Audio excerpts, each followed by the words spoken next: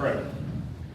Dear Lord, thank you for today. Thank you for this club. Thank you for the people this morning, what they do for this club and this community. And thank you for the opportunity that's been given to us to make an impact. And I just pray that you'll continue to guide and direct this club as we go through our transition from board to the new board. Just pray that you'll continue to guide and direct and let our time in the community be well spent. Thank you for this morning. Thank you for Brad and what he does for the community and our first responders. And I just pray that you'll continue to watch over each and every one of them and keep them safe. Please bless the food and our sermon advisor and pray. Amen. Amen. Amen. Join the pledge. I pledge allegiance to the flag of the United States of America and to the republic for which it stands, one nation under God, indivisible, with liberty and justice for all. All right. So any guests this morning? Yes, sir. I brought my chauffeur this morning. His name is Josh. I do share a last name. His job this summer is working with kids, and so they required CPR certification, which he already has. So we're not just leveraging the club for that. But he didn't get any hands-on CPR experience and wanted some. So here we are. This is Josh. Say hi to everybody, Josh. Morning, Josh.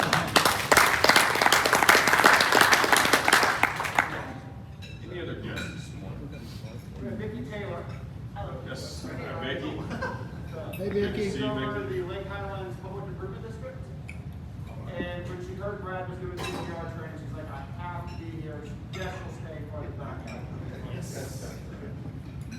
Welcome, Vicky. Any other guests? Repeat guest, Jeff Heber. Yeah. Yeah. Good to see you again. Second We're visit. not going to introduce him again until he fills out an application. All right. Here's my plan. Any others? You're welcome. Just quick calendar reminder. Next week we'll be here to have a parade overview.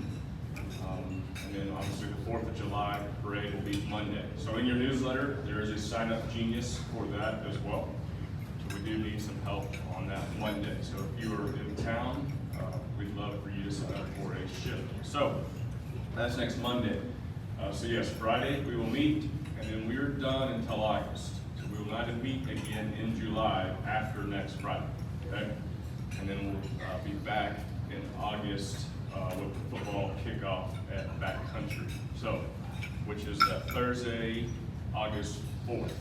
Okay, so Thursday, August 4th, we'll be at Backcountry Barbecue, football kickoff, bellboy, megaphone presentation that evening. So, bring your calendar. August 4th, Backcountry. Also, newsletter, heavy emphasis on Oktoberfest, because not being here in July. That's kind of our big month that we really kick off sponsorships and get people excited about that.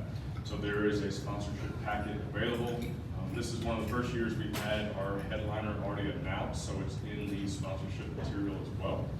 So that's as opposed to always being to be determined if you're trying to get someone to sponsor, we do have that information in there. So take a look at that and get some people excited about Oktoberfest as well. So we did have a very nice program last Thursday. Just kind of reiterate a little bit what I talked about that night. Just thanks again for this opportunity. I know as we transition, myself and Carlin, it will be a very great transition, and Carlin will do a great job. But also thankful for the opportunity to serve in this role this past year. So look forward to the next year and all of the activities and events that the board has planned. So I'm forgetting any other announcements. Joe's not here. Joe, I don't want to steal Joe's thunder. At some point, Joe will be here. He can announce his full spring benefit results. All right. Anything else? Turn it over. All right, Mr. Bill Boyd.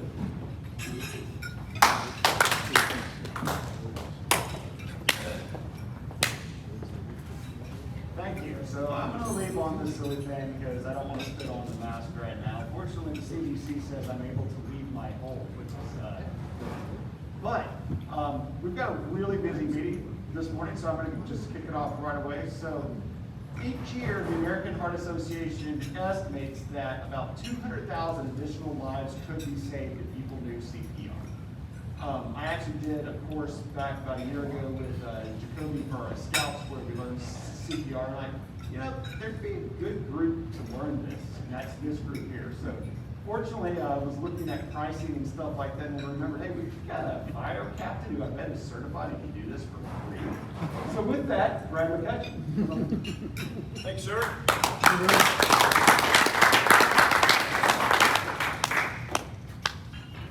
Can you guys hear me if I don't use the mic?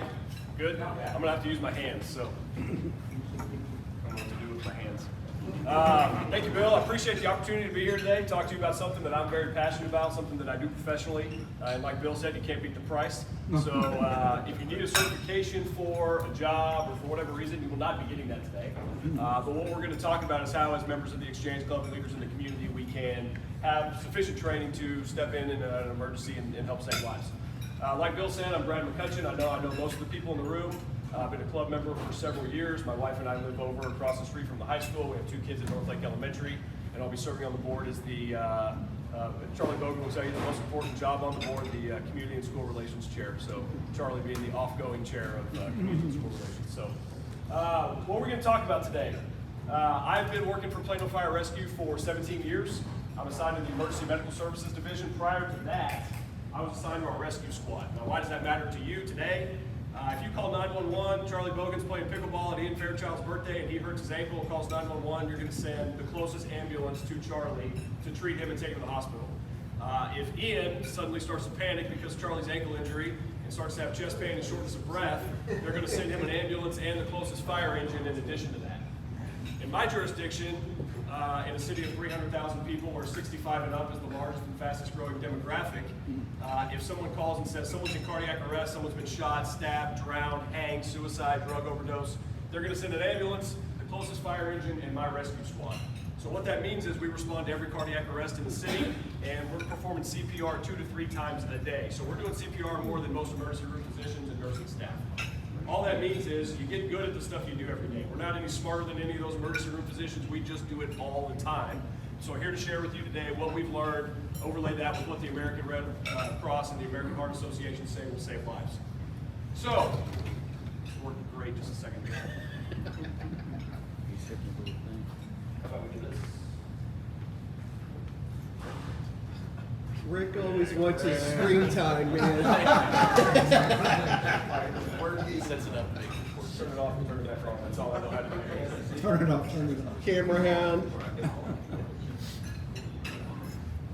We tested it, didn't we?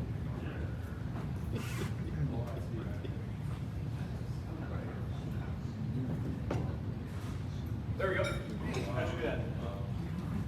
You're good at what you do every day. That's good. All right, so what are we going to talk about today? Talk about 5 things. Why should I learn CPR? Why is this important? Got a club member who's going to talk about that briefly. Once I decide this is important, when should I intervene and do this? Once I decide that I should intervene and perform CPR, how do I do it correctly? And then what's the AED again? We're going to talk about the AED machine, defibrillator, the importance of those and where those can likely be found, how to use them. And then once I sell you on all that, we'll talk about a couple of other hero things that Exchange Club members we can do in the community.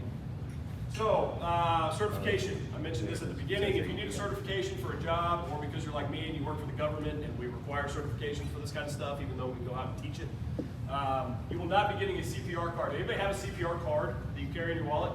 Right next to your Blockbuster video card? There still are a few floating around. CPR cards really aren't much of a thing anymore unless you work in a job that requires that. But typically, if you work in a job that requires that, someone who charges for training has convinced your employer that they should require that. So we'll not be getting a CPR card today. You'll have to find other things to fill up your Georgia Stanley wallet. This is a picture of puppies. For no good reason other than people really like cute puppies. And here we go. So, sudden out of hospital cardiac arrest. This is the chain of survival. These are the things that are important to you if you suffer a sudden out of hospital cardiac arrest, which means 2 things. It happens suddenly and it happens out of the hospital. First, somebody has to recognize that this has happened. Somebody has to say, hey, this guy was just talking to me and he fell over and it doesn't look like he's breathing. That person has to call 911, that person has to start CPR, and they've got to find and use an AED. Those things all have to happen. And then the ambulance comes, we call it the hero wagon at work, but really it's just called an ambulance, and then we've got to get you to the hospital. So of those 6 things, 4 of them have absolutely nothing to do with EMS or the hospital and everything to do with you as the person who was standing there when this happened.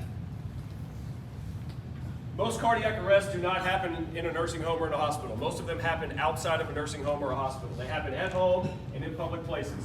So without diving into a whole bunch of statistics, because we don't have a ton of time, we know that bystander CPR can double or triple the chance of survival in and out of hospital cardiac arrest. So we're not talking about a 2 or 3% chance, increased chance of survival. We're talking about massive changes to this person's trajectory. And Mark Gray, club member here, if you want to just tell briefly your story about bystander CPR that happened recently.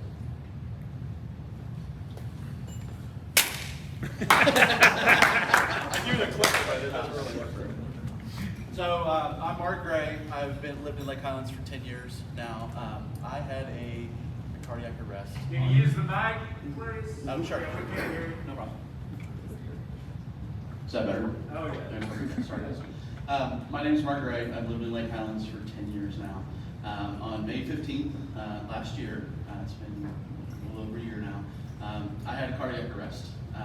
And what had happened to me was I was very healthy, exercised all the time. Cardiac arrest really has nothing to do so much with the way you look. A heart attack has to do with your veins and being clogged. My heart was perfectly fine. The cardiac arrest is something that's very kind of rare, or not rare, it happens all the time, but kind of a freaky thing. So I felt my heart skip for years and years and years. I went to doctors, I went to Cooper Clinic, they did a full assessment of my heart. Realized there was something wrong. They said I was 40 years old, perfectly clean inside, continued with what I was doing. But I felt like God was telling me something was wrong with my body, and I didn't know. About a week before my cardiac arrest, I had a very low pulse. My pulse was 40, but I didn't think there was anything wrong with it. I Googled it, it said it was fine. I got back the next day, I was perfectly okay. But I did tell my wife. I didn't tell her when it was happening because she would have made me go to the hospital, and they would have found that I was about to die. And so that Saturday morning, I was like every other Saturday. I was at my son's baseball game. I drove my daughter and I to a softball game. It's just kind of the miraculous of God, because a cardiac arrest basically stops what you're doing immediately. I felt no symptoms, I didn't hurt, no one around me knew that there was anything wrong until I fell out of my chair. I fell out of my chair, and by the grace of God, behind me was my neighbor, who was a physician, and she immediately knew to check all my signs and realized that I didn't have a pulse. And so she led a team of a bunch of my buddies in the neighborhood. They were all there watching the game with us, performing CPR. None of them knew how to do it except for her. So she taught everybody. They kept me alive for 12 minutes. I did not have a pulse. I didn't breathe for 12 minutes until the ambulance got there, Richardson's EMS, and they put an AED on me. That did not work. They performed CPR for another 5 minutes inside the ambulance, and then that's when I woke up. I could see very clearly. I could tell you exactly what was happening. And the first thing they asked me is, do you know your name, or can you hear me? And I said yes. And the reason why is because 90% of the people that have a cardiac arrest die. There's no coming back. And of the 10% that are left, 1 out of 10, which is me, can talk. There's severe brain damage. If you don't get to somebody within a minute or two, then your brain starts to die. It's not like a heart attack where your body starts to slow down. It's immediate. It's a light switch. And so by the grace of God, I'm here. By CPR, that's 100% why I'm here as well. And so it is very important. So I appreciate you coming here today to teach everybody. I have a defibrillator, a pacemaker built into my body, so I'm good to go. If it happens again, you guys can perform CPR, but do not use that machine on me. You may get shocked as well. But it's good, and I have a perfectly great life. It's actually better than when it was. I didn't realize how my heart was feeling. I'm able to exercise more than I ever was before. Be with my kids.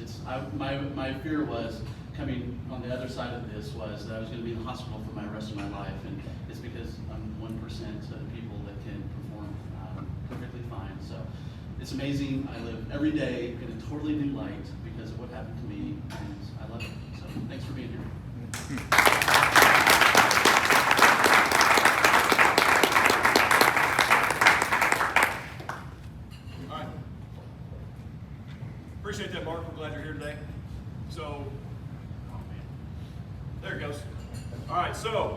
Fortunately, there was somebody there when Mark suffered at Sundown Hospital cardiac arrest who knew what to do and had a plan. So that's our goal today. We're going to be prepared and have a plan. These are two of the guys that are on my SWAT medic team, training and being prepared and having a plan. And my 8-year-old was looking at my presentation last night. He said, "Dad, you should put on there also make a difference." So and I thought that was very good and very insightful. And he wasn't going to go to bed, so I put it on there. So we're going to make a difference. There are some barriers to entry that we want to talk about for people intervening in the Sundown Hospital cardiac arrest. So what people who may be trained and know what to do are reluctant. And we know that soldiers who are trained for battle are also reluctant to pull the trigger the first time when they get in their first firefight. So what are some of the barriers to entry? One is people are afraid they're going to get sued, right? Good Samaritan law keeps that from happening. Again, I've been doing cardiac arrests almost exclusively for the last 4 years. It's not a thing. You're not going to get sued if you intervene and perform CPR on someone who you think is in cardiac arrest. People are afraid. Mark will tell you that he had several broken ribs. They're afraid they're going to hurt the person. You are going to hurt the person if you do CPR correctly. So we've got to wrap our heads around that. You're going to break their ribs. They're going to suffer traumatic injuries because of the interventions that we provide. That's part of the deal. So we need to expect that and be okay with that. And then the other thing is people aren't sure if someone's in cardiac arrest or not. And so we're going to talk about that and how to make that decision. But I'll tell you that as clinically trained responders, we know because of what our dispatchers are telling people and what we're doing nationwide, that we're going to arrive and people are going to be doing chest compressions on people who are not in cardiac arrest, and that's okay.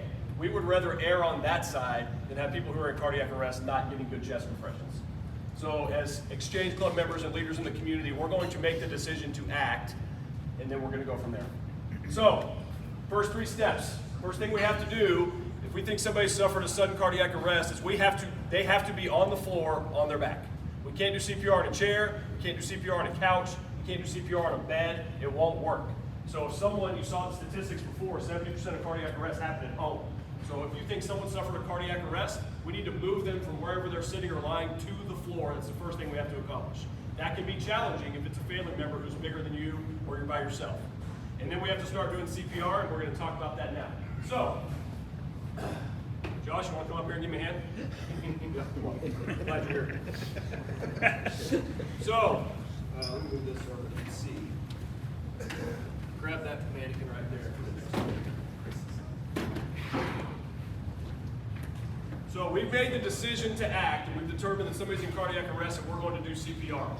The way we made that decision was we determined if they're breathing or not by feeling if there's air coming out of their mouth and seeing if their chest is rising or falling, okay? If you're clinically trained and you can feel for a pulse, feel for a pulse. Most clinically trained healthcare providers have to feel for a pulse multiple times to determine someone doesn't have one. So if you're not trained how to do that, don't worry about it. If it doesn't look like they're breathing, if they have a pulse, they're not going to have one for long. So if they're not breathing, we're going to start CPR. I should have put this disclaimer right here. I have to say the word nipple in my training classes, so if that makes you uncomfortable, so get some coffee. So we're going to identify where to start doing chest compressions by putting the heel of our hand in the center of the patient's chest between where their nipples are supposed to be. So these are a lot of times going to be older patients. Their nipples are in different locations than when they were born, but we need to be in between where they are supposed to be. The other way you can do that is you can walk your fingers up the bottom of their rib cage until you get to where their ribs come together and go 2 fingers above that. But the easiest way to do it is to find the center of their chest between where the 2 things used to be. So the heel of your hand right here between their nipples.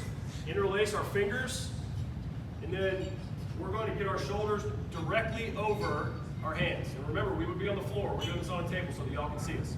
We're going to keep our arms straight. We're never going to bend our elbows, and our arms are going to function like a piston. We're going to use our body weight to push down on their chest. We're not going to push with our arms because none of us in here are strong enough to do effective chest compressions with only our arms. We need our body weight to do this. So we're in the center of the chest, elbows are locked, our shoulders are directly over our hands. We're going to push down until we meet resistance. Okay? We are going to do it to the tune of Staying Alive. So if you've heard that, that's what we're going to do. So sing that song in your head. We need to do it 100 to 120 times per minute. And that is the best way to determine what that rate should be. On these mannequins that we're going to use, if you're going too slow, you'll get a red light. If you're going too fast, you'll get a yellow light. If you're going the right speed and the right depth, you'll get 2 green lights. Are you ready? All right, let's do it. 2 green lights. Good. All right. So we can do this for about a minute until we tire out. Healthcare providers will do this for too long. So if you say, hey, Carlin, are you good? He doesn't say, yeah, I'm good, and he's gonna keep going, but after about a minute, his chest compressions are gonna get less effective, and we're not gonna be doing a good job. So the first thing you need to do, after we've called 911, gotten an AED, and you started chest compressions, is find somebody to help you. Hey, can you do CPR? No. Come over here and let me show you how. You're gonna take over for me, because you've got about a minute of this in you. You're not gonna be able to go anymore. Questions on that? All right, how you feel today? Feel good? All right, you're officially hands-on CPR training. Thank you for your help. So, now we've started CPR, we've sent somebody to get the AED, they've gone and gotten it. Let's talk about AEDs very quickly. We're not going to get hands-on training with the AED because we don't have enough time. Somebody raise your hand and tell me where an AED can be found. In this building? Airplane, Behind the schools, bar.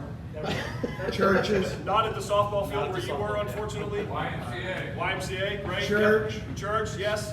The way we discovered as a medical community that AEDs were effective was the federal government, in their infinite wisdom, with absolutely no research to back it up, mandated AEDs in airports. Somebody started looking at cardiac arrest data and said, people are surviving these things a lot more in airports than anywhere else. Why is that? Somebody else who did not go to Texas A&M like we did figured out there's a correlation there, and AEDs are saving lives. So, I've got a slide at the end. If you own a business, you work in an office building that you think could benefit from an AED, there's a locally owned AED full service provider here in town that we work with. I highly recommend. I'll put their contact information up at the end. This is a standard AED. They're like cars. They come in all different shapes, sizes, models, manufacturers, but this is what you are likely to see when you open an AED. First thing we're going to do is open the lid. There's a pair of scissors in here. AED pads cannot be attached to clothing, so we have to get the shirt off of this patient. Male, female, it doesn't matter. Shirt's got to come off. If you can't get it off, there's a pair of scissors. There's a prep razor. You cannot attach the pads to a hairy chest. Somebody should invent AED pads that can attach to a hairy chest. You make a lot of money. But in the meantime, sell these because every AED has to have one.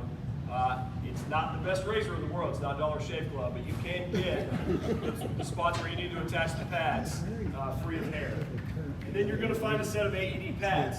Likely they will already be attached, and almost certainly they will have pictures on them, because these were designed for and by government employees. They will have pictures on them that show you how to attach the pads. It might be all one piece like this. There might be two different pieces. There may be pediatric pads inside. There may be combination adult and pediatric pads inside. It just depends on the manufacturer and the model, but they will have pictures that show you how to use them. So, this is a trainer AED, so if anybody has a cardiac arrest right now, somebody go get the real one. The first thing you're going to do if you ever take an EMT class, you're going to take a written test. When you're finished, it's going to ask you, what's the first thing you do if you use an AED? The answer is always turn it on. That is always the first step when using an AED. So turn the machine on. I'll show you why in just a second. It's going to walk you through exactly what to do. These things are built for the lowest common denominator in our society so that anybody, Aggies, government employees, firemen, whoever, can use these machines. So the first thing we're going to do while our partner over here is doing CPR is we're going to turn it on. Okay. Stay calm. Check responsiveness. Call for help. Attach defib pads to patient's bare chest. Okay, so this particular trainer is going to stop right there. So we've done those things. We've determined they need CPR. We're doing chest compressions. It's going to walk us through what to do. If we forgot to stay calm, if we forgot to call 911, it's going to remind us to do that. So we're going to put the pads on the patient, just like the picture shows. Don't touch patient. It's going to tell us don't touch patient. We're going to stop doing CPR. It's deciding what to do next. Don't touch patient. Analyze. Shock advised. In this case, it's going to say shock advised. Press flashing shock button. Whatever model you have, a button somewhere in the middle is going to flash red, and it's going to make an obnoxious sound like this. Press flashing shock. Make sure nobody's touching the patient.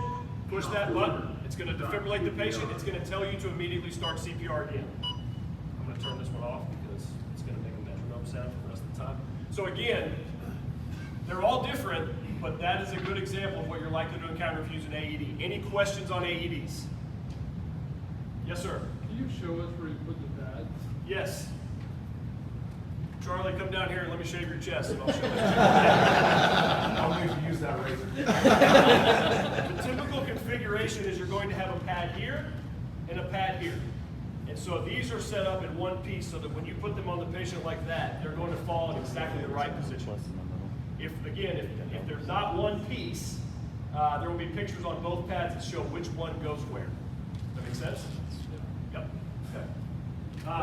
Brad, will that machine tell you to zap them again? Yes. Again? It'll tell you to start doing CPR. In about 2 minutes, it's going to tell you to stop, and it's going to analyze again while you're not touching the patient. There's about 3 cardiac rhythms that you can be in when you're in cardiac arrest. It's going to determine if you're in a rhythm that needs to be defibrillated. So about every 2 minutes, it'll stop you and make that decision again. Yes, sir. So do you start chest compressions for a minute and always go to the AED? Yes. Okay. Yes, that's exactly right. Yes. That's a great question. So is there an age minimum or maximum? There is no maximum. We can talk about out of hospital do not resuscitate orders for people over 120 years old in another class. There is no maximum. If there are children's or pediatric pads available and you have a pediatric patient like at the pool or at a school, use those. If you only have the adult pads available, you can put these on a kid. It's okay if this is all you have. So typically the breakover for kids and adults is about 14. I use the armpit hair rule. If they don't have armpit hair, put kid pads on them. If they got armpit hair, put grown-up pads on them. Is that what you were going to ask about the armpit hair? I was going to ask, is Mark's got a pacemaker? Yep. So you can't use a defibrillator on him? Yeah, but we wouldn't know that. And so that's okay. We still use it. Now, if he wears something that says, hey, don't shock me, I've got defibrillator, cool. But if we don't know, we're not going to make any assumptions. You can see the pacemaker on a lot of patients. You can see it. I mean, there's a scar. Yeah. I still have a scar. You can kind of feel it a little bit. So Yeah, I mean, but the general rule is if there's nobody there to answer for him, put it on. yeah, it's going to be on the left hand, like where your heart would Yes, sir. be anyway. So. In terms of continuing doing CPR, everything's already attached, or you're doing CPR on top of? In this case, where they're all in one piece, that's correct. So we'd be right here on this red cross. So it takes, and we want to do CPR as much as we possibly can if this thing's not telling us, because it takes 3 to 5 seconds for the coronary arteries in your heart to drain. So your heart's a pump. So your pump's going to drain. It takes 20 compressions to build that back up. So every time we stop for 3 seconds, we're starting over. We're trying to circulate that oxygenated blood so that not only do we get the patient back, but their brain is intact because it's been oxygenated the whole time. They walk out of the hospital, they go back to being a father, a baseball coach, a husband, whatever the case may be. And so that's our goal, is to stay on the chest as much as possible. Yes, sir. You mentioned oxygenated air. Old school, you did the mouth breathing as well. We're not now, so is that correct? Just no longer necessary? There's no more mouth to mouth. There's no more ventilating the patient. None of that. The medical community has decided, hey, the most important thing here is the chest compression. So if you took a class, even as recent as 5 years ago, probably you learned 15 to 1, 30 to 2, all that stuff nobody's going to remember, where you're going to do mouth-to-mouth, breathe for the patient. A couple of things. One, nobody's going to do mouth-to-mouth. It's just in real, especially now. That was pre-pandemic, but especially now, nobody's doing mouth-to-mouth. Nobody's got a pocket mask, and you're really not getting a lot of benefit there. When we do CPR, fire department, we go 6 minutes before we even address the patient's airway, because we're focused on chest compressions. Any other questions? How long do the batteries last? In the AEDs? No, I mean like if it's sitting on the shelf like the one back there. So a great 5 question. years from now, does it still work? The batteries and the pad, of course the pads, this is all FDA government stuff, so these things expire because things expire and we have to pay money to replace them. The batteries are just like your regular batteries at home. They've got an expiration date on them. The company that I mentioned, if you have a full service company that comes out, they'll check them, turn them on every month, and it's got its own battery analyzer inside. It'll check the batteries are good enough. All right. I had something in here to help John Torres remember the first step, but he's not here, so we'll just go past that. So, what we're going to do now is, yes, sir. One thing that I've learned too, a lot of people have come up to me, is they make an mission in their life is to find the AED. So if you're at an airport, if you're here or whatever, because when it goes down, it is very, very quick. You may not have time. But you could be that guy that you may not perform compressions or anything, but you can say, that AED is on the right-hand corner on the outside wall. So anytime you go into a public space, baseball game or wherever, just say, oh, I know where it is, and then you continue on point. But you notice them instead of just walking past them. Yep. Hey, Carlin, if I can get your table to come up here while I'm answering this question. You guys come up here. We're going to get started. There are 6 mannequins, 2 2 here, 4 over there. There's knee pads. 2 green lights is what you're looking for. So get 10 or 20 compressions, just like we talked about. Elbows straight, shoulders over our hands. And do about 10 compressions after you get your 2 green lights. And then if you've got time to hang out after, stay seated and we'll get you some reps. If you've got to run, come take one of their places. And you had a question in the back, sir. What's an AED cost? So something like this is about $1,100 or $1,200. Just like everything else, you can get cheaper ones. You can rent them. There's a lot of different options out there. You can get them that are more portable. If you're Bill Boyd and you've got a group of dads who are going on Boy Scout trips, hiking, they make real small ones. You can put in a backpack. They run the gamut. So you can get in an AED for probably as low as $300 or $400. But these kind of mainstream run-of-the-mill Honda Accords, everybody's using about $1,200. Yeah, it works great. Doesn't matter which side. I put you all on that side so you can see the lights. Yes, sir. You said if you're doing it right, you'll likely break the person's ribs. Yeah. What if it's a kid? Are you lighting up a little bit? Yeah, so I've got this is actually a pediatric mannequin up here. So again, the armpit hair rule, which is, I work for the government, like I mentioned, I need simple things to follow. If it's a kid, you can use one hand. Thank you for asking that question. So same concept, shoulder, elbow straight, working like a piston, but we're using one hand because the resistance is not going to be as strong in a child as it is in a grown-up. Now that you've been to the Exchange Club of Lake Highlands official CPR class and you felt what it feels like, if you don't feel like you're getting enough push with your one hand, then go to 2 and put some more weight on it. So also a good indicator of if the patient is, you misdiagnosed their cardiac arrest. If Bill Boyd falls asleep because the presentation is so boring, we put him on the floor, and I start doing this with 200 pounds, he's probably going to say, ow, ow, stop doing that. Don't say, hey, Brad said not to stop till the ambulance gets here. Go ahead and stop. We'll figure out what the problem is when we get there. Anybody else need to get a couple of reps before we move on? Everybody's going to do it before you leave, so if you got to go right at 8 o'clock and go to work, do it now. Yeah, there it is. All right, so while they're doing that, I'm going to talk about one other thing briefly. We're not going to get into infant CPR, but I do want to talk about infant choking. A lot of us are parents and grandparents. Infant choking, very scary thing. Some of you may have been through it with your kids. It's a pretty simple thing to remember. The first thing we want to do is we want to support the baby's head, and we want to get them on their stomach like this, with their head a little bit below their belly button, and we're going to do backboard. So think about they've got a half of a grape or a marble or something covering up that windpipe. So we want to support their head.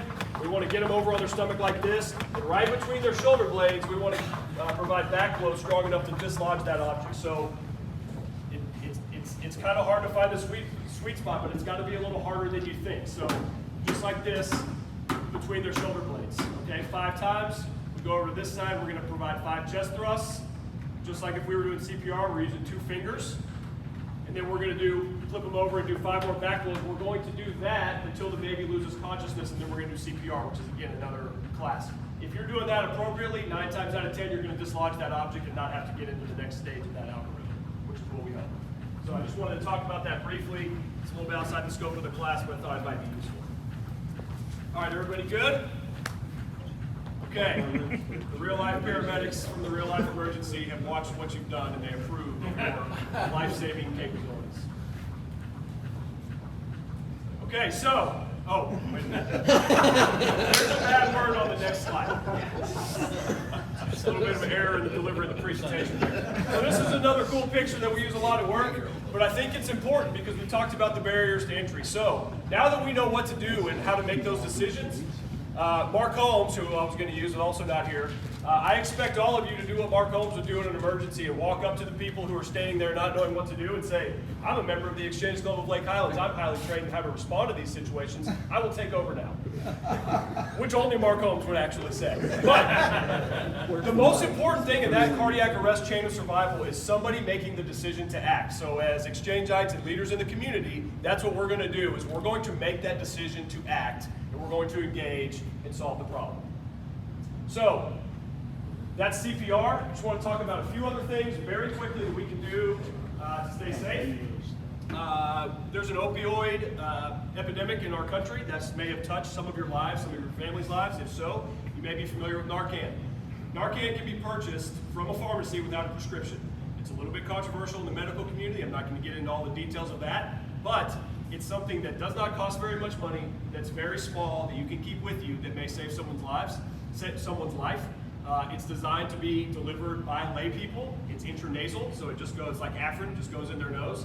And like I said, if you've been impacted by the opioid epidemic in this country, you're probably already familiar with that.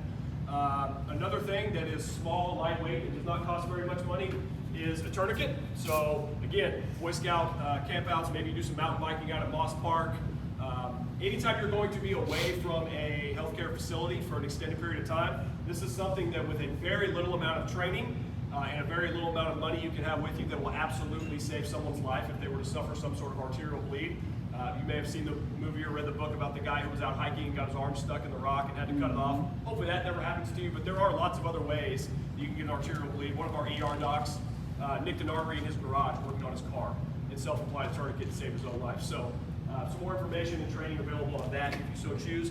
In general, situational awareness. We're Exchange Club members, we're leaders in the community. We need to be aware of what's going on around us. Somebody suffers cardiac arrest, we're there to say, hey, this is a problem, I know how to help with this. I run on the trail all the time, many of you may too. Everybody I see walking down the trail has 2 AirPods in and is doing this. Be situationally aware in our community when we're out there. As leaders in the community, know what's going on around you. And Mark Wahlberg in Lone Survivor rocks the tourniquet, so of course you should too. It took me like 20 minutes to make that arrow do that. All right, so what did we cover? I think we're almost on time here. We talked about why we should learn CPR, yes. We talked about when to make the decision to act. We talked about doing it correctly. If you did not get practice, please get a few reps before you leave because these are actually really good mannequins. Get a good idea of what it feels like when you do it correctly. We talked about the AED, and we talked about just a few other hero things that we can do here in the community. These are a couple of resources. If you require additional CPR first aid training, the Red Cross and the American Heart Association websites have more information than you could possibly need for where you can go get a CPR card or whatever you may need. There's some information there about the kind of tourniquets that we carry. One of the common questions that we're getting lately, unfortunately, is are there tourniquets for kids? I hate that that's even a question, but that's the world we live in. I attended a special operations medic conference in Charlotte, North Carolina, and there's not a ton of research on tourniquets for kids, but the bottom right slide there has the only one that the special operations medics found that would control bleeding in patients of all sizes. And then the company that I mentioned that's locally owned here in Dallas, they're down in Uptown, AED123, they're on the top right there. I don't work for that company, I don't make any money off them, we just work with them. They're very responsive, locally owned, and again, if you're in an office, a church, softball group, whatever, and you feel like you might need an AED, they're a great first contact. They'll be more than happy to come and help you out. My contact information's up there if you want to reach out to me after the program. I'm happy to talk about this stuff, answer any questions, and with that, I'll take any questions you have now. Bill, thanks for having me. Thank you, sir. All right.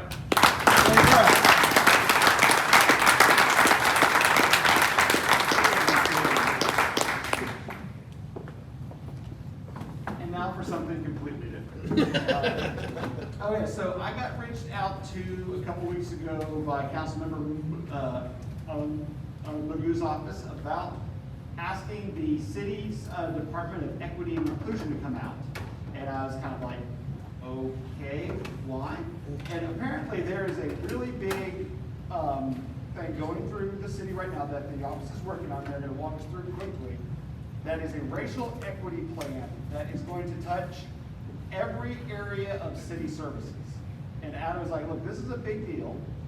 They're working really hard on it. And just because summer and schedules and stuff like that, you know, we want to make sure to get some community feedback.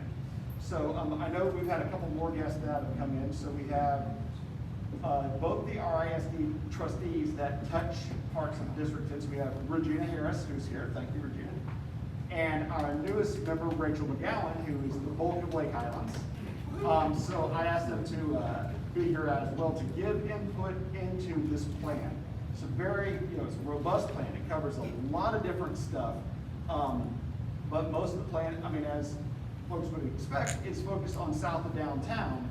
So we want to hear what's going on and want to have the opportunity to give feedback because Lake Highlands is an interesting place. It's the most diverse part of Dallas. There's a lot of need, and just make sure city staff is aware of what all is going on up here. So, city staff people that are going to be here, Mr. Kevin Costa And is Dr. Benzo here? And Dr. Benzo? And Rick, you can help us get swapped over real quick. While we do that, you get another turn on the mannequin with Brad, so. You're not leaving until you do it, so. Unless you want to.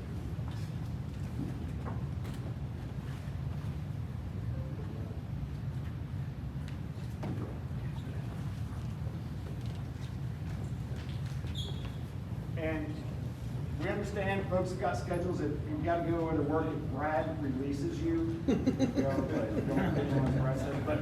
But if you have the time to stay and hear this, it would be a good thing. Thank you.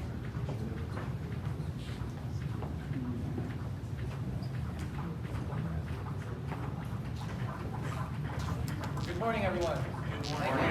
Thank you for having us.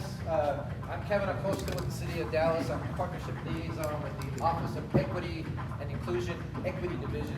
I'm going to talk a little bit about the racial equity plan we were talking about.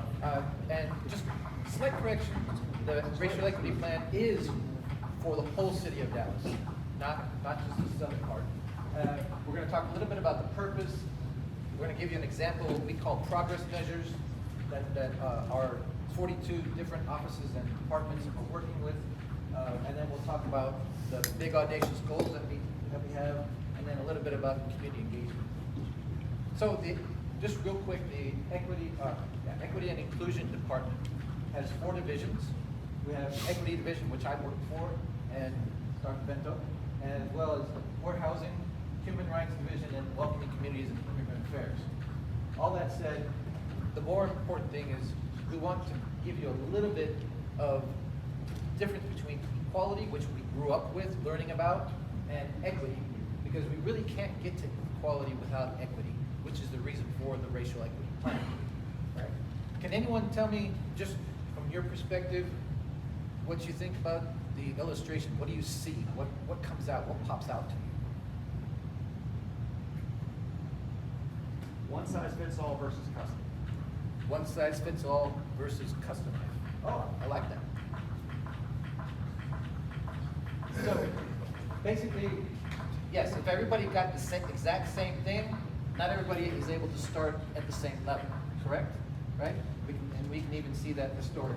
But if through equity, if we get to the needs of that community or the people or the population that we're talking about, then we're able to bring everybody up to par and thrive at the same level. Does that make sense? All right? Okay, so the racial equity plan, because we don't have a whole lot of time, is really, we like to make things small, so we call it the REP, just to let you know. The racial equity plan will provide leaders, our leadership, with actionable leverage, which by establishing short, mid, and long-term goals, and what's the whole purpose is to minimize the inequities that we have here in Dallas. Make sure that we reach everywhere. And the reason I say it's for all of Dallas, because all of Dallas, we have found through the experience through COVID, that there are places that we have to make sure we reach, right? Not everyone has internet access, for example. So we had to make sure, and we actually created a whole table called Equity Assessment Tool that helped us make sure that we were able to get resources out to all the different communities. So, the purpose of the plan, it's really, we call it a plan, but it's really a strategic framework, a real strategic framework to support the city in understanding and addressing inequities. That's where we're at. We're getting our departments, 42 of them, to think differently now on how they're going to be budgeting things, to make sure that we don't miss areas of town, right? So we want to make sure, and the reason why we're here today is because this is a collaboration with communities, with our residents, with our organizations and different businesses, to make sure that the city itself is doing the right thing, working the right way, and being transparent about it. So this plan is going to guide the city departments and offices to enhance current plans that we already know that exist, the policies, we want to make sure that we review those, and the initiatives we want to make sure they have measurable goals. That's the important thing. That's why it's highlighted. In addressing racial, ethnic, and socioeconomic equity. So here right now, just be real quick, is an example of a progress measure by the Dallas Water Utilities Department in putting together either increasing investment in this case, is the water and wastewater infrastructure improvements. And they're saying that they want to do that to all occupied, unserved areas, and they're giving a baseline goal and then what they want to reach, right? So all 42 offices and departments in the city of Dallas were having that thing done. We're also, the city of Dallas also put together what's called a equity indicators report.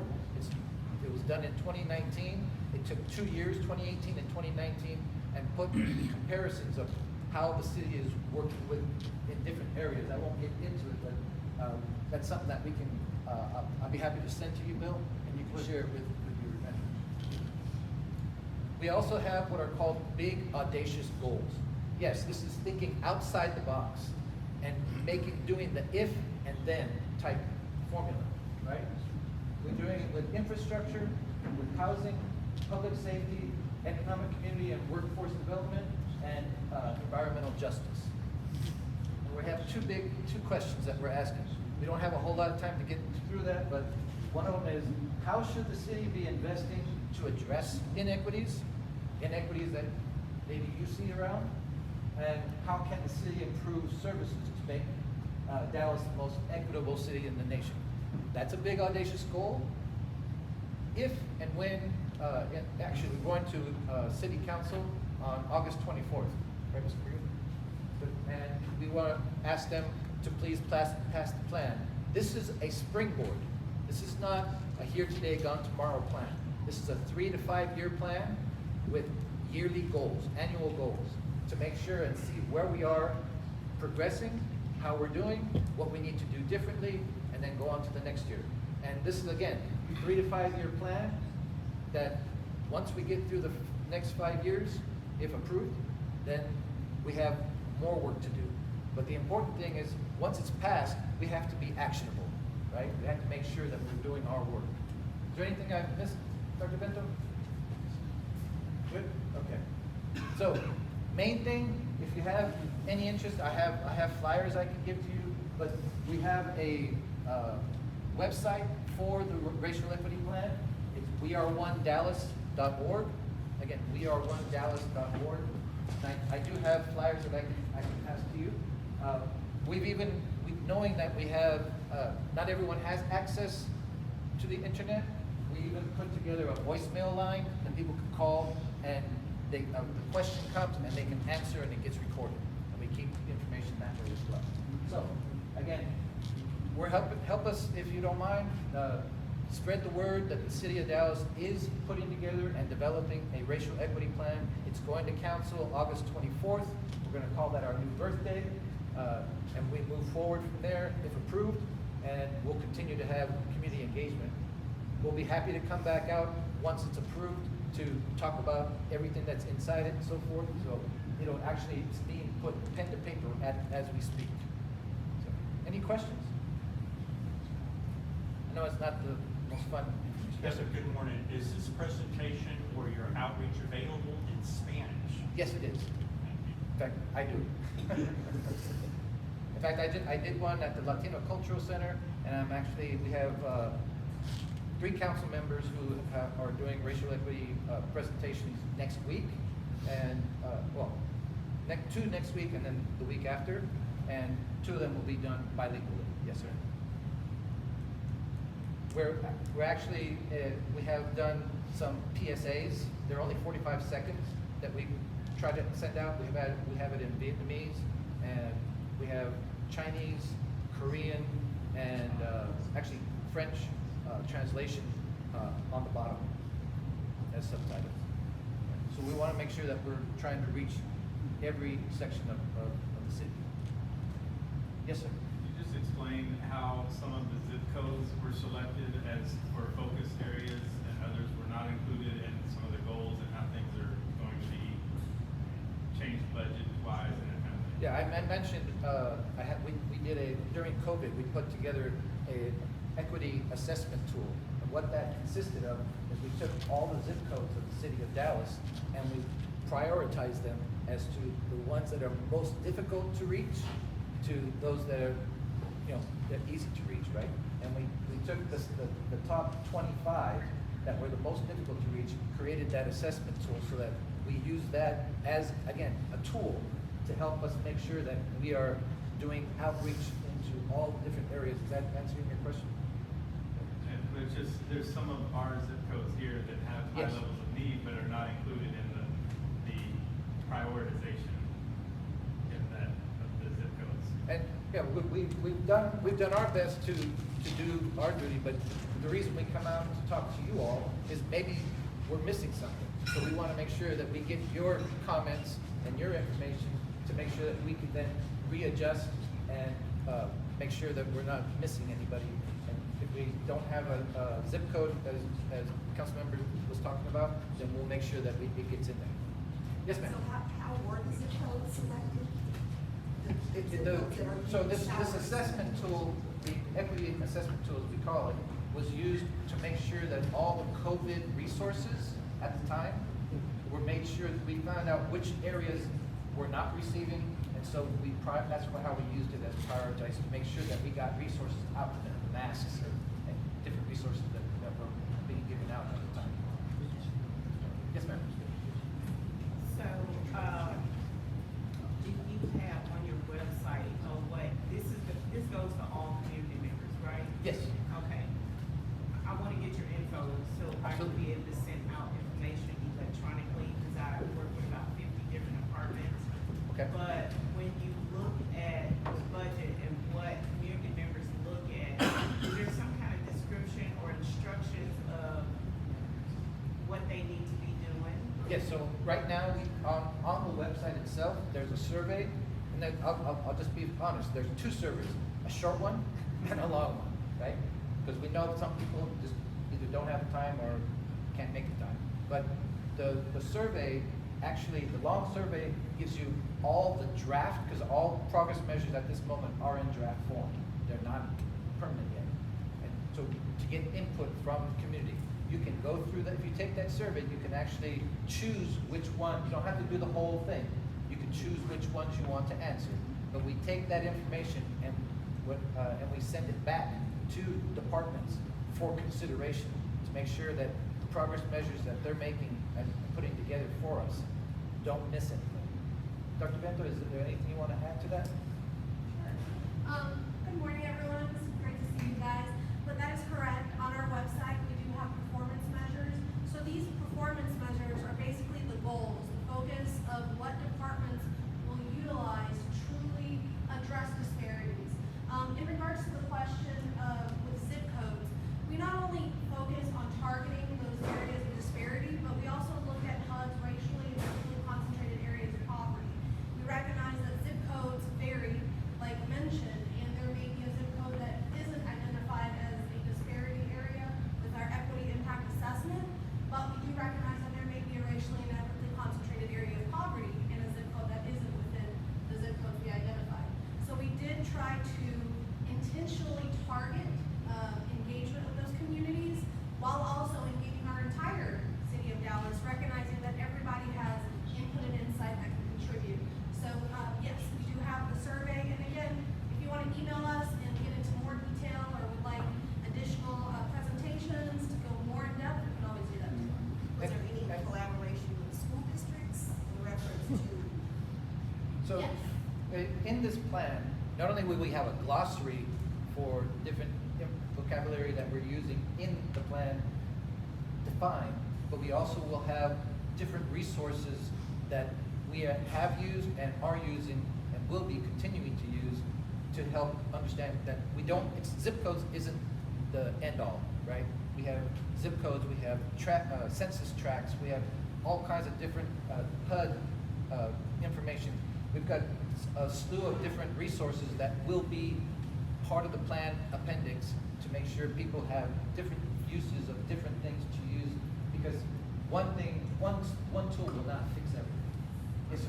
And I think to Regina's point too, when you guys are targeting where those needs are, I think teaming with the school district, with RSD. I mean, we do a lot of that data. We gather a lot of that data. We look at like not only District 10, but we boil it down to the elementary school kind of feeder patterns of neighborhoods, and that'll show a lot different than probably a zip code. Yes. A lot more granular. Yes. And so I would just say if that hadn't been done yet, I would recommend teaming with the RSD to try and get that kind of data, because I think it'd be pretty valuable. Absolutely, no, absolutely correct. I would add also, Yes. just the organizations that deal with a lot of different, multifamily, single family, also reach out to those organizations because they're the ones that's the boots on the ground. So you wanna make sure if you're gonna, work on zip codes, that you really can understand what tools are available within that area. Again, zip codes is just one resource that we are using, but in fact, I was with a group, an organization called Mosaic, who actually works with different immigrant populations as well as the different populations that we have in the city last night. And we had the Regional Hispanic Contractors Association. Yes, ma'am. What other resources are you using outside of the zip codes? Yeah, so we take a lot of different resources into consideration. We do have the zip codes identified with our equity impact assessment. HUD does identify racially and ethnically concentrated areas of poverty. We also look at qualified census tracts. For those who aren't aware, qualified census tracts are also identified by HUD that look into the poverty rate and minority rates of our different communities. So we have various resources, both at the federal and local level, that we use to really target engagement intentionally while also engaging the entire city. Okay, I have one last thing. Sure. Probably about 6 years ago, I was on a RISD equity, committee. So that's an additional resource that you have available to you by, like they say, going to RISD. And that committee, they did strategic planning, is still in effect. So I would definitely reach out to RISD because we did a lot of the groundwork on that. A lot. So it would be, very valuable to what you're doing now. Yeah, I mentioned the 2019 Equity Indicators report that the city of Dallas did over a 2-year period, and we're actually updating it again. But that information all was broken down. We were talking about data. It was broken down into disaggregated data, because a lot of times we look at aggregated data and we don't get the real information that we really need. So being that how it's broken down really is helpful, and so we're using our data department as well to disaggregate as much information as possible. Yes, sir. This is gonna be a hardball question. I apologize, but I'm asking a hardball question. So we're well down the road. The goals have this before council in 2 months. Yes. Certain parts of the city are very easy. Fair Park is easy. Preston Hollow is easy. Lake Highlands is not easy. We've got the public improvement district person here who's over, there's 70 different apartment complexes, many are Section 8. We have school district folks here. Who did y'all actually talk to? Because you say we've engaged with the community. When I think engage with the community, I think Vicki Taylor and school board trustees immediately. And when I invited them, this is the first they heard of it. So who have y'all engaged with here? And frankly, when you look at socioeconomic status, racial stuff, a hard area because we are very diverse. So who did y'all engage with? I mean, I don't have that information exactly of who we engage, but we've done as many organizations and groups using even working through our Welcoming Community and Immigrant Affairs division to get us out to different places. It's been challenging, let's put it that way, and a community engagement is not going to stop. We will continue to do it. But we have to get pen to paper, and we have to do a submittal to council for August 24th. But that does not stop us from continuing to improve the racial equity plan. Yes, sir. You said you have to because that's what you put on the paper at some point previous to now. Yes. Versus waiting until you gather the information from these diverse groups. I mean, what's driving the have to of August 24th if you haven't engaged with people who live this 24/7 in these neighborhoods. Are you really on that have to August 24th or whatever it is? So we do have leadership who would like to, one, establish the racial equity plan, and we recognize that community engagement in terms of the full city of Dallas won't be at 100% by the time we do present the plan. However, as we continue the plan, we recognize that it's not a standalone plan in cement. It's a evolutionary plan. So the plan that we do establish and present to council in August will have that 1 year mark where we look back and we say, have we addressed what the communities are facing? Are we going out to all the right communities? Have we had communities that haven't been reached out to? This is part of that process as we gather that information. If there are gaps in that community engagement, we want to address that now before we take it to council in August and also after. So again, it's part of the continuous process of developing the very first racial equity plan, not only for the city of Dallas, but if approved by our city council, will be the first in the state of Texas. The best way to address this is we have a giant elephant, and the only way you can eat an elephant is one piece at a time. So we do have vendors that we have partnered with, CPR Consulting, who has also partnered in providing that community engagement along with our Office of Equity and Inclusion team, who continues to, again, reach out to different community groups, different entities, and making sure that if there are any gaps, we want to fill in those gaps of engagement. But the pillars of the plan you're gonna ask the policymakers to vote on may not have proper pillars with the right foundation. If you haven't talked, it's concerning to me, to Bill's question, I think, that the school district is hearing about this right now, and it's summer, as opposed to if you've been at this a while. It just doesn't feel like if you're truly after engagement, getting it after the policy's been put in place by the decision makers, going backwards, then you've spent a year and, oh, now we gotta go talk to the people who know what's going on. It doesn't seem like the logic is, let's just get something passed, and if we need to adjust in a year, we will. Right, and I certainly understand the concern, and we appreciate that insight and feedback. And again, the community engagement hasn't ended, so we're still in that process. We're still reaching out to our school districts. We're still reaching out to those community members and community leaders, and it is still part of that process. Our community engagement hasn't come to a complete end prior to, one, the briefing that we will take to our city council on August 3rd, and two, the final agenda item that will be presented for voting August 25th. Yes, sir. Kevin, so are there any neighborhoods or areas, zip codes, whatever, in the Lake Highlands area, or general Lake Highlands area, that are on your list, that is on the list, or the draft? I know it's small, we can respect that, but is anybody gonna be out there working on this? Some of the racially and ethnically concentrated areas of poverty are going to be in this area, in this region. Some of the qualified census tracts are going to be in the region, but some of the bigger zip codes that have been identified in the equity impact assessment are not going to be in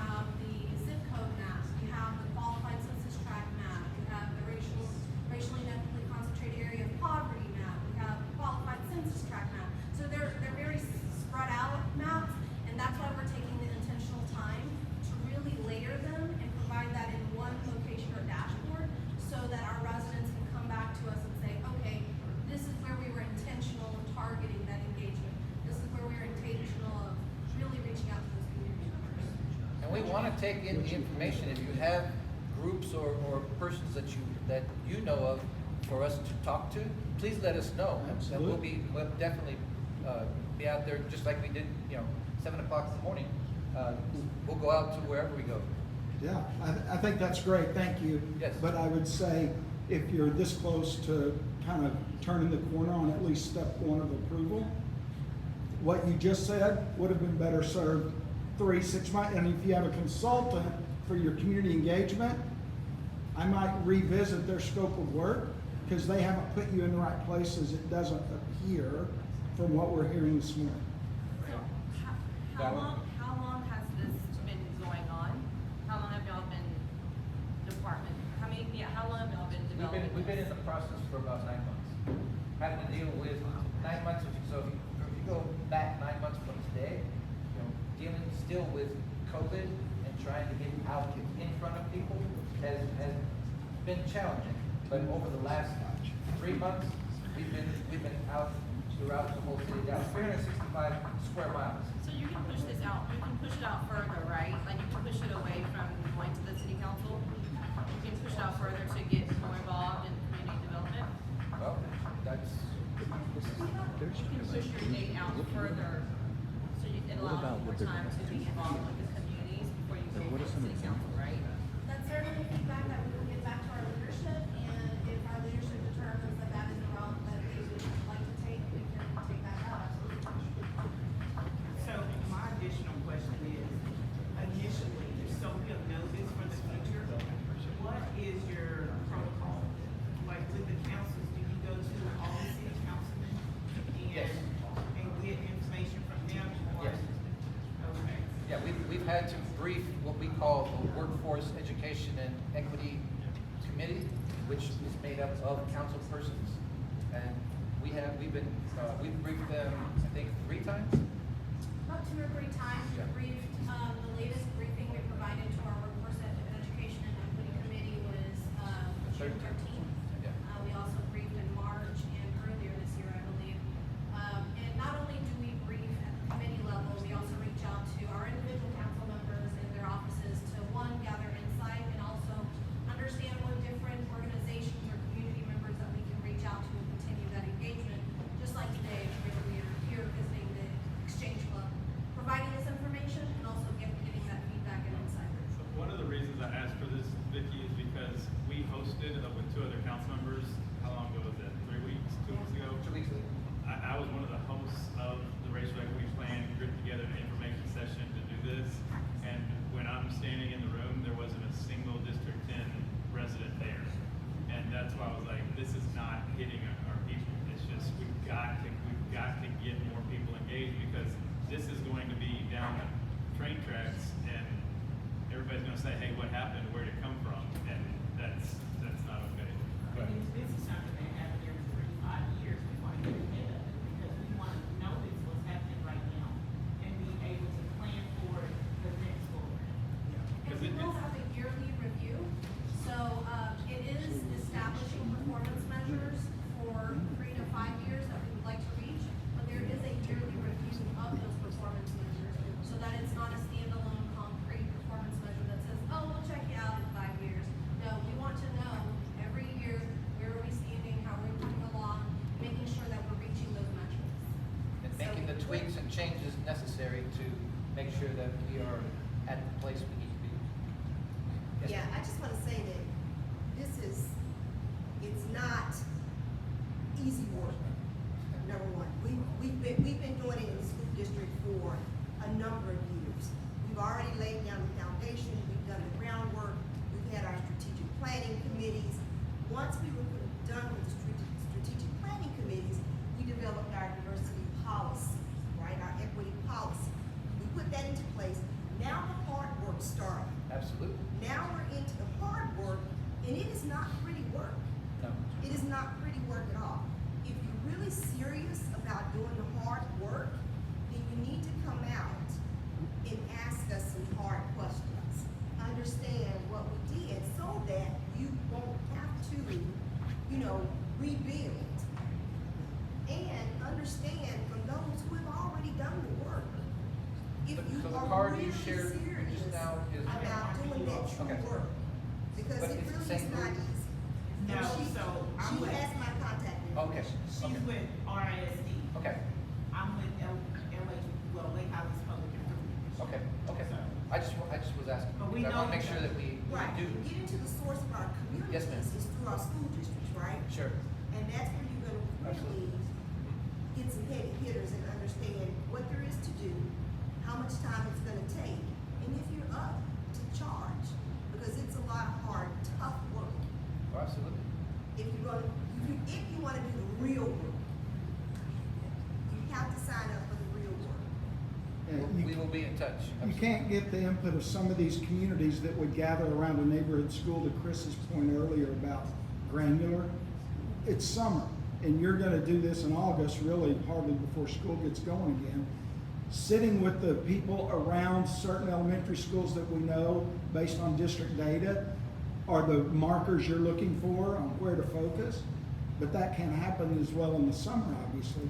It just seems like some of this is eager to just approve something, and then we'll figure it out as we go. No. There's some key areas where it just appears there's blind spots. Absolutely. And so my observation is it sounds like this should slow down so you can double back to where you should, and I don't mean you, but I mean this consultant that's telling you where to go for community engagement, they need to relook at where they're telling you to go, because it doesn't sound like they've put you there. As Dr. Bento said, we are going to take the information that you shared with us today. We will take that back to our leadership, and, you know, we will, equity is a process. We understand equity is a process, and so we will, again, thank you for the information that you're sharing this morning.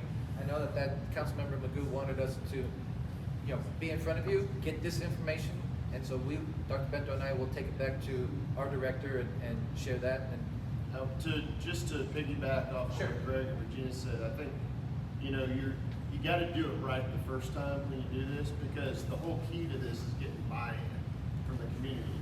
And if you do it hastily, potentially, or perceived hastily, and you don't get that buy-in up front, you don't get a second chance to go back and get buy-in later. So I think it would behoove us to kind of tap the brakes and do it right the first time, because even though it's an iterative process, once you lose the confidence of the community in the process, you don't get it back. So I would just throw that out there to take that back to leadership as well. And that will make your lives a lot easier too. And I know that you guys know Adam is amazing, and he's always bringing us into things, so just make sure you stay in contact, because he knows who to get to. Yes, ma'am. I've been fortunate, I've worked with Mr. Magoo when he was with the city and then as a council member as well, so I understand his importance, yes, ma'am. Well, and I know, we're getting a clear sign from our most important person here, our IT guy. We gotta start wrapping Well, up. thank you very much, I appreciate it. I don't think Brad's gonna let you leave until you do the, we've got some time for more questions. Absolutely. But, Kevin and Dr. Benson, thank you all very, very much. We really appreciate it. Sorry for the.